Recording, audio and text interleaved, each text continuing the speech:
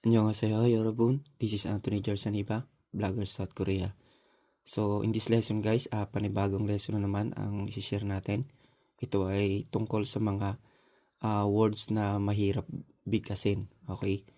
So, episode number 1. So, sa mga gustong kumuha ng copy, mag-PM lang po kayo at isi-send po natin. Okay?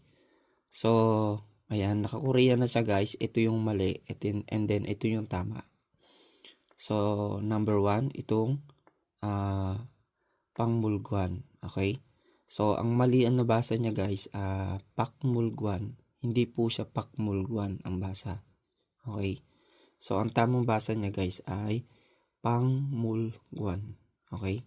Pangmulguan. So, number 2, ito namang hangguk ay hindi po siya hanguk. Hindi po siya ganon. Ang basa po niya ay hangguk.